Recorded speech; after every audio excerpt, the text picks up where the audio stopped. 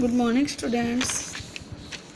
पिछले वीडियो में हमने विशेषण की परिभाषा तथा उसके भेद पढ़े। विशेषण के 5 भेद पढ़े हमने। अब हम पढ़ेंगे विशेषण क्या होता है और विशेष्य क्या होते हैं। विशेषण जो शब्द संज्ञा सर्वनाम शब्दों की विशेषता बताते हैं उन्हें विशेषण कहते हैं। ठीक है।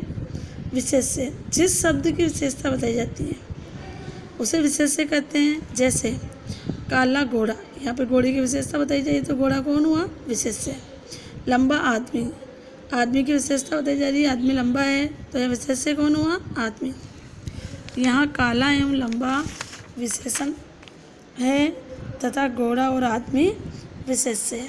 काला और लंबा शब्द घोड़ा और आदमी की विशेषता बता रहे हैं। आगे पढ़ेंगे हम प्रय विशेषण। जो शब्द विशेषण शब्दों की विशेषता बताते हैं उन्हें प्रय विशेषण कहते हैं।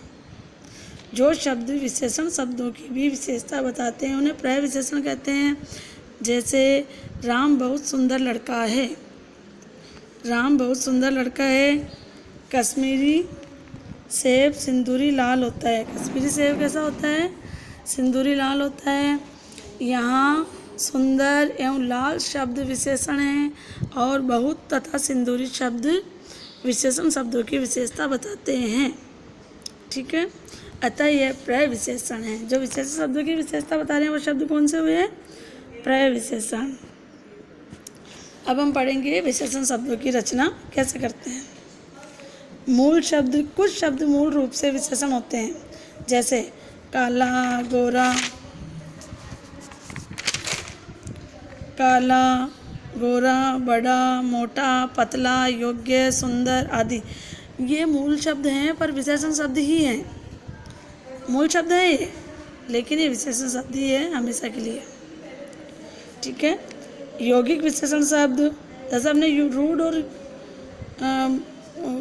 रूढ़, यौगिक और योगरूढ़ शब्द पढ़े थे तो यहाँ पे मूल शब्द रूढ़ को ही कहा गया है और यौगिक शब्द। कुछ विशेषण शब्द संज्ञा सर्वनाम क्रिया शब्दों में प्रत्यय लगाकर बनते हैं, उन्हें यौगिक विशेषण कहा जाता है। जैसे वर्ष का बना वार्षिक, दया का बना दयालु, इतिहास का बना ऐतिहासिक। तो हम बना के देखते हैं आगे। अलंकार ये संज्ञा शब्द है, इसका विशेषण बनाएंगे अलंकारिक।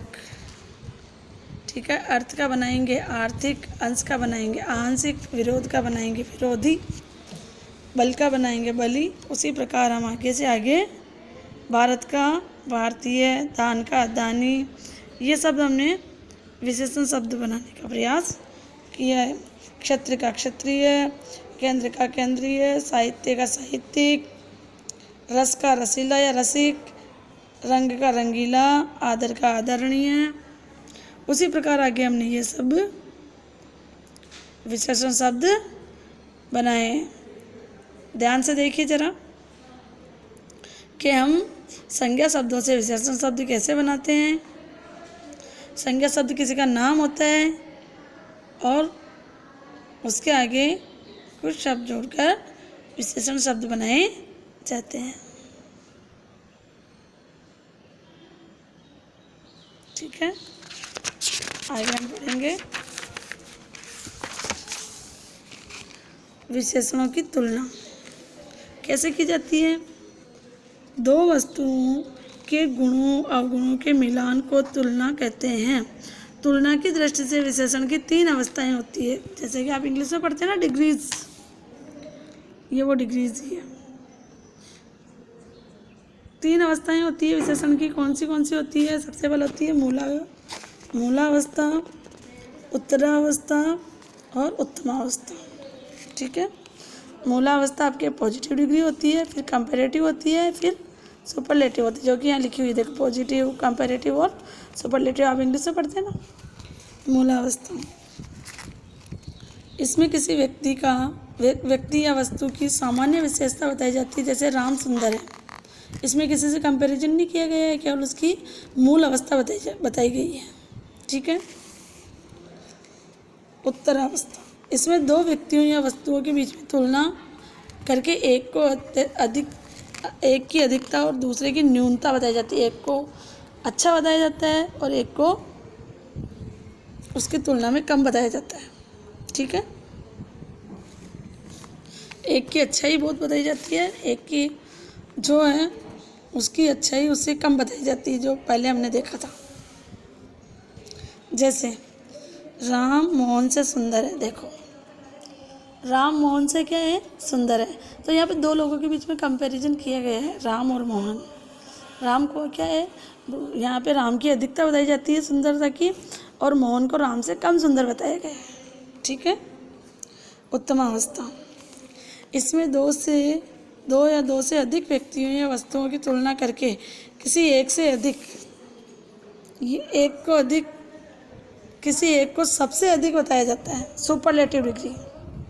इसमें दो या दो से अधिक वस्तुओं की तुलना करके किसी एक को सबसे अधिक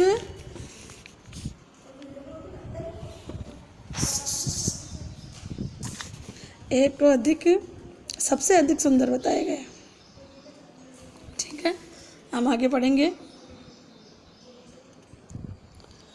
मूलावस्था में प्रिय, प्रियतर, प्रियतम, इसमें तर लगता है और इसमें तम लगता है। ठीक है, उसी प्रकार लघु, लघुतर, लघुतम, कोमल, कोमलतर, कोमलतम। ये आपकी पॉजिटिव डिग्री हो गई, ये आपकी कंपैरेटिव डिग्री हो गई और ये आपकी सुपरलेटिव डिग्री हो गई।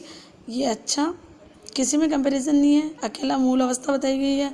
ये दो व्यक्तियों या वस्तुओं में कंपैरिजन किया गया है और इसमें से सभी वस्तुओं में से कंपैरिजन किया गया है। उच्च, उच्चतर, उच्चतम, अधिक, अधिकतर, अधिकतम, महत्, महत्तर, महत्तम, योग्य, योग्यतर, योग्यतम। ठीक है, उसी प्रकार हम आगे भी बनाएंगे। ध्यान से देखिए आप लोग। ठीक है, आगे बढ़ते हैं। मूलावस्था, उपरोक्त विशेषण की मूलावस्था, उत्तरावस्था एवं उत्तमावस्था के रूप में संस्कृतनिष्ठ हिंदी में प्रचलित है। व्यवहारिक हिंदी में सबसे अधिक से अधिक, सब में सबसे अधिक से अधिक, बहुत अधिक, बहुत अधिक, से कुछ कम, से बढ़कर, से कम, से भी कम, से कहीं, ऐसे प्रत्यय पदों का प्रयोग किया जाता है। हम हिंदी में कहते हैं कि उससे ये कम सुंदर है, उससे ये ऐसे है, उससे ये वैसे है। ठीक है, इन शब्दों का प्रयोग किया जाता है। सब में मोहन, सब में चतुर है। देखो आ गया। सबसे रमेश सबसे चालाक है, से अधिक श्याम, राम श्याम से अधिक होशियार है, बहुत, आज बहुत अधिक सर्दी है। तो ऐसे करके हम इन सब के वाक्य बनाएंगे। इनका प्रयोग ऐसे करेंगे। अब हम पढ़ेंगे आगे उत्तरावस्था। दो विशेषणों के मध्य तुलना करके एक के गुण या दोष को अधिक बताया जाता है। रमेश राजेश से अधिक अच्छा लड़का है, या रमेश को राजेश से अधिक बताया गया है। कंपैरिजन किया गया है दो में। सीता रजनी से अधिक समझदार है, सीता का और रजनी का कंपैरिजन किया गया है। सीता को रजनी से अधिक समझदार बताया गया है। आगे हम पढ़ेंगे उत्तमावस्था। इसमें विशेषण द्वारा किसी वस्तु को सबसे अधिक अच्छा या सबसे अधिक बुरा बताया गया है। अधिकता या सबसे न्यूनता बताई गई है। सबसे, जैसे विद्यालय में राकेश सबसे अच्छा खिलाड़ी है। पूरे विद्यालय के बच्चों से राकेश को सबसे अधिक श्रेष्ठ बताया गया है, सबसे अच्छा खिलाड़ी बताया गया है। नीलिमा सबसे सुंदर लड़की है, नीलिमा को सबसे सुंदर लड़की बताया गया है पूरे स्कूल की लड़कियों से। तो बच्चों, आपके पास बुक है, जो एक्सरसाइज इसमें दी गई है वो आप सेल्फ करने का प्रयास करें। ओके, क्वेश्चन आंसर लर्न करने का प्रयास करें।